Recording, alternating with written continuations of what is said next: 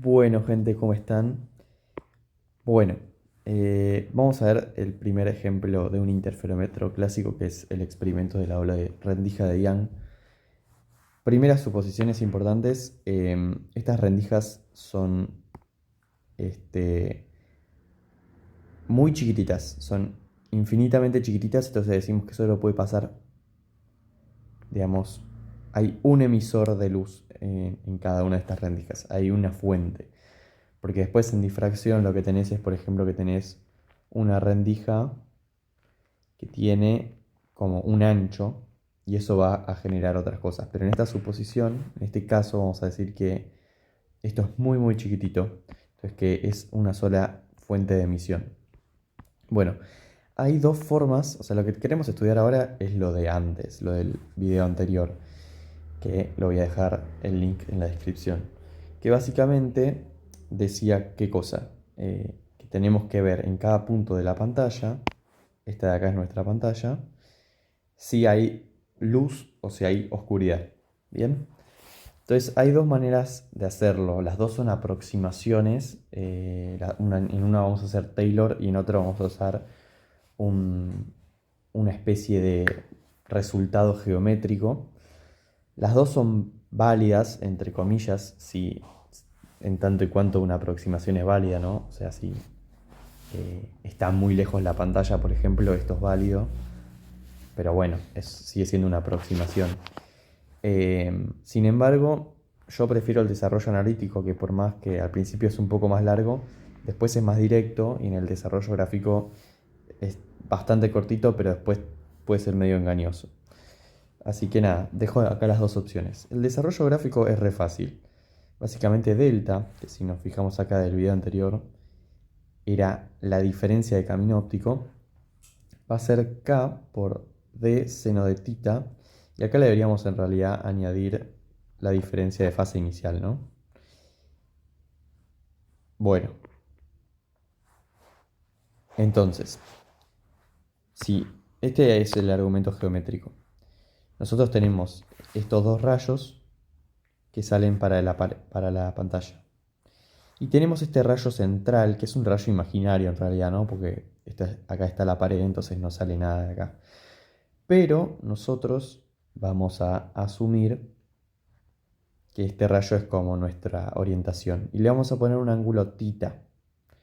Este ángulo tita, si nosotros vemos, este es el complementario a tita, entonces este también es tita, ¿no? Porque acá tenemos un ángulo de 90.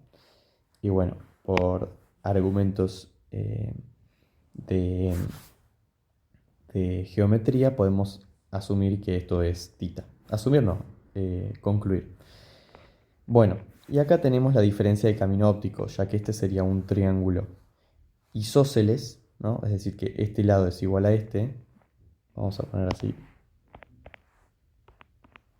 ¿no? ¿Por qué? Esto es importante. Porque acá pusimos que esta línea central, de donde parte nuestro rayo virtual, está situado en la mitad de las dos rendijas, ¿sí? Porque si esta línea estuviera puesta acá, entonces no se cumpliría lo que acabo de decir. Pero en este caso, como justo está en la mitad, entonces sí, podemos decir que esta es la diferencia de camino óptico, ¿sí? Que a su vez es el seno de tita por d, ¿no? Porque esta es la hipotenusa y vale d, que es la distancia entre rendijas, y este es el ángulo y este es el opuesto. Bien, entonces acá tenemos esto.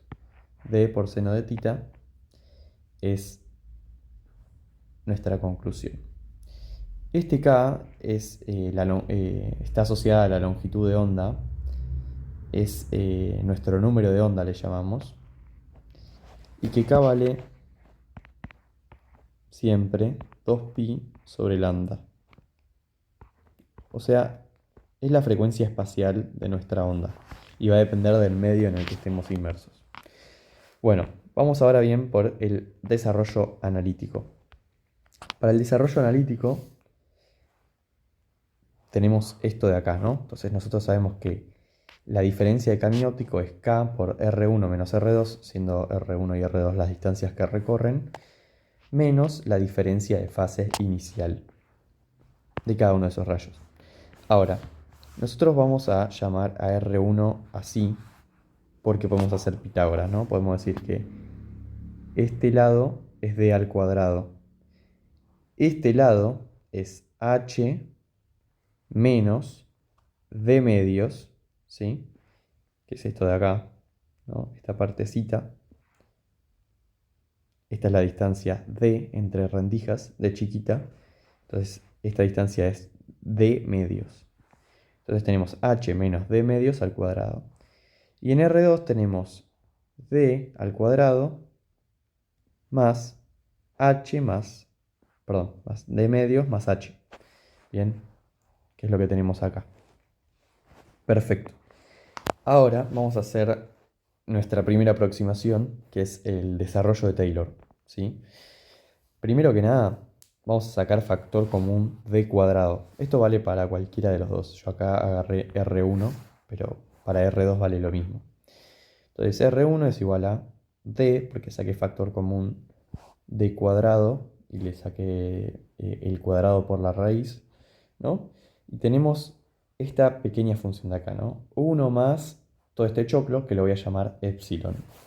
Un errorcito, ¿no? Algo chiquitito porque asumimos que d es mucho más grande que h menos d medios, entonces está bien asumir que esta división tiende a 0. Bueno, el desarrollo de Taylor alrededor de epsilon igual a 0 es el siguiente. D, eso se conserva, y acá tenemos la función 1, porque es esto evaluado cuando epsilon es 0, entonces te queda la raíz de 1 más 0, 1, y la primera derivada, ¿no? Que es 1/2 por la raíz de la función, ¿no? Por la derivada de lo de adentro que también nos da 1, entonces acá multiplicamos por 1, como la regla de la cadena. Y ahora esto lo tenemos que evaluar nuevamente alrededor de 0. Entonces acá tenemos 1/2 de la raíz de 1 más 0, que es 1. Entonces nos queda 1/2. ¿Bien? Entonces, si volvemos acá, y acá tenemos, estamos analizando nuestro x menos, perdón, nuestro x inicial menos nuestro x. Perdón, nuestro x menos nuestro x inicial. Perfecto. Entonces ahora R1 nos queda así. Distribuimos la D y nos queda que D más 1 sobre 2D, porque acá este R en realidad, acá me equivoqué yo, esto le puse R pero es D. Perfecto. Entonces distribuimos acá la D, nos queda D.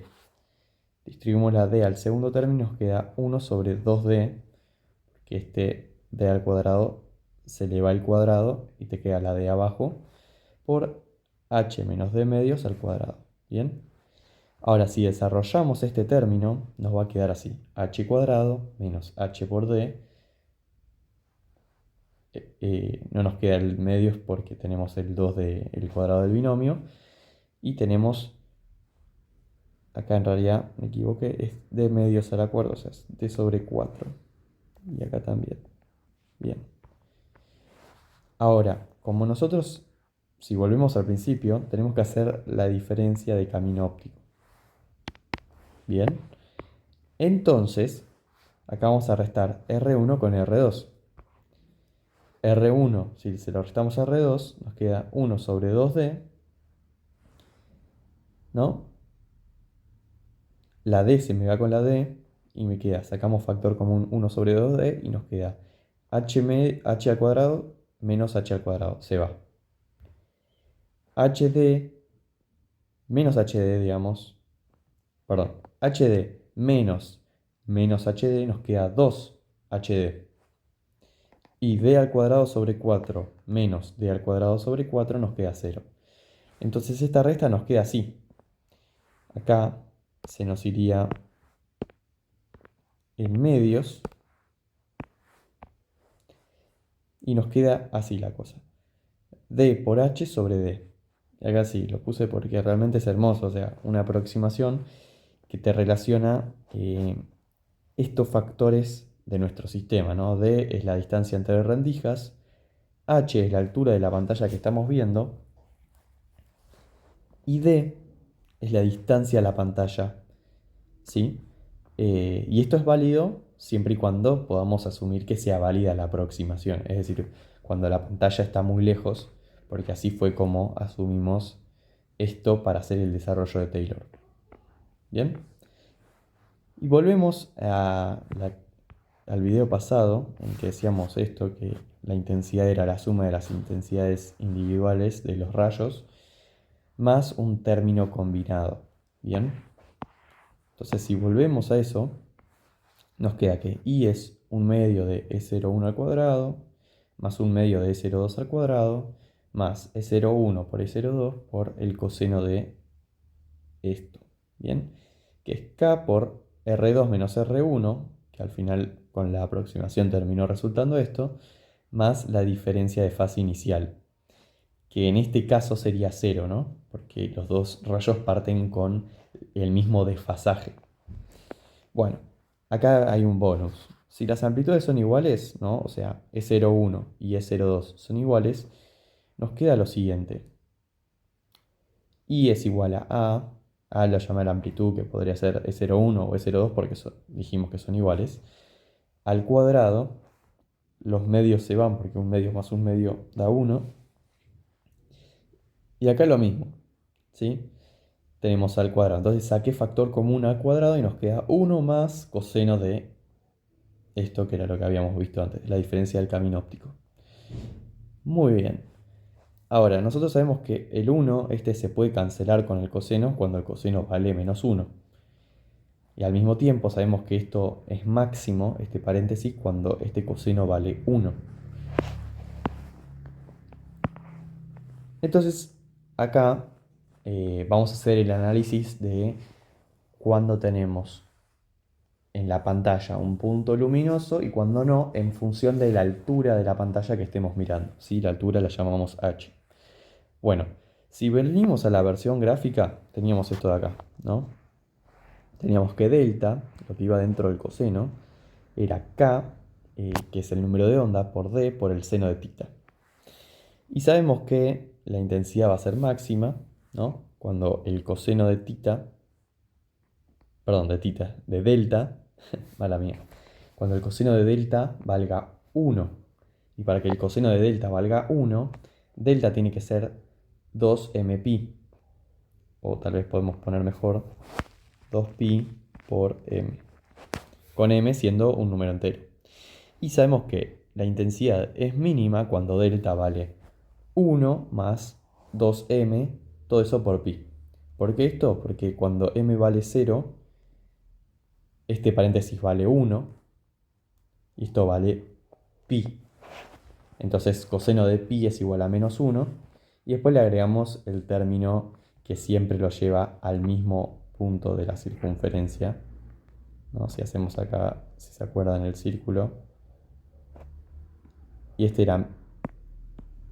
de acá era el ángulo pi. Este ángulo pi es lo mismo que hacer pi más 2pi más 2pi, ¿no? Y así eternamente. Así que esto es válido. Bueno, para la versión gráfica tenemos que recordar que K era 2pi sobre lambda, ¿sí? Esto no, olvídense. Y acá tenemos que igualar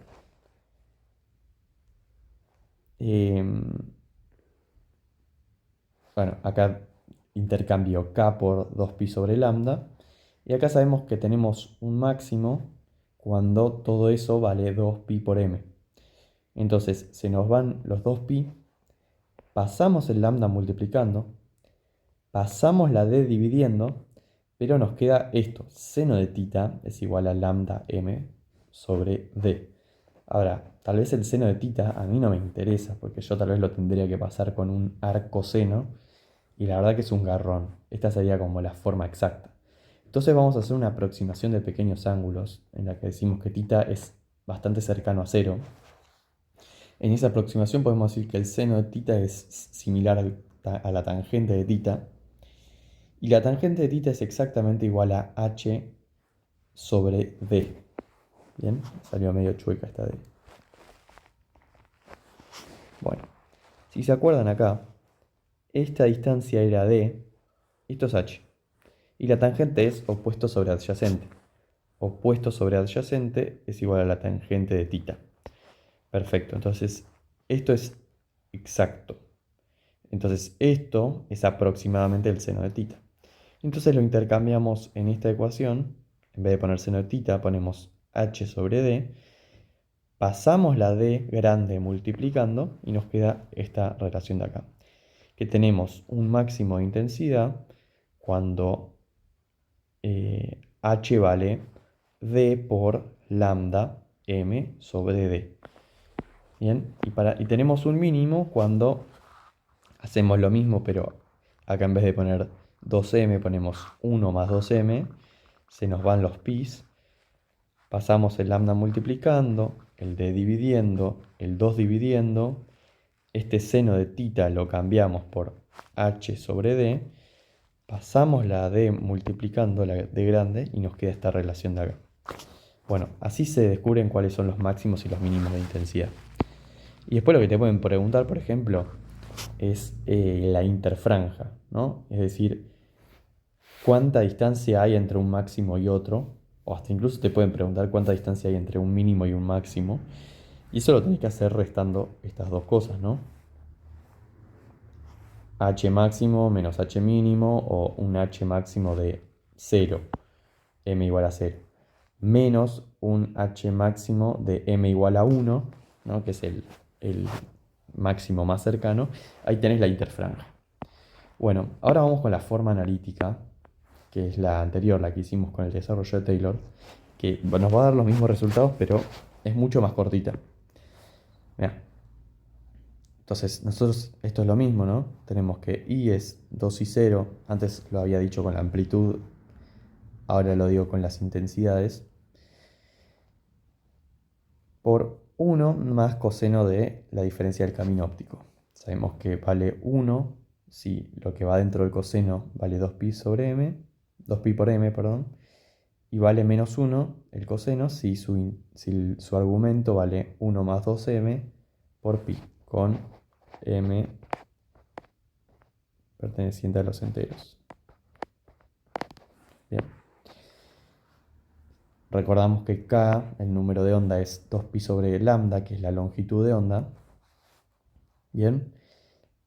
Y ahora lo reemplazamos, ¿sí? El argumento del coseno a 2pi por m para encontrar los máximos.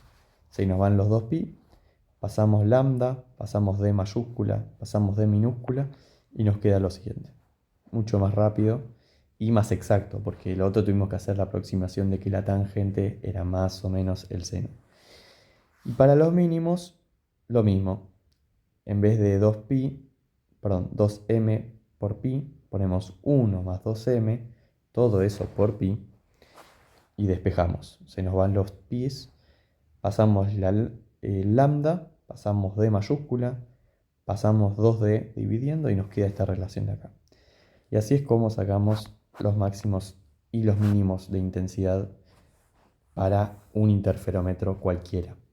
Después hay que ver en cada caso si tenés un salto de fase, si es que hay una reflexión de un medio, de un n, si no me equivoco, de un n menor a uno mayor, y demás. Pero bueno, esas son cosas de cada interferómetro, cómo está hecho, pero en definitiva son todo lo mismo. Son instrumentos que hacen que la luz interfiera en una pantalla o si nosotros observamos en un punto. Bueno, eso es todo por este video.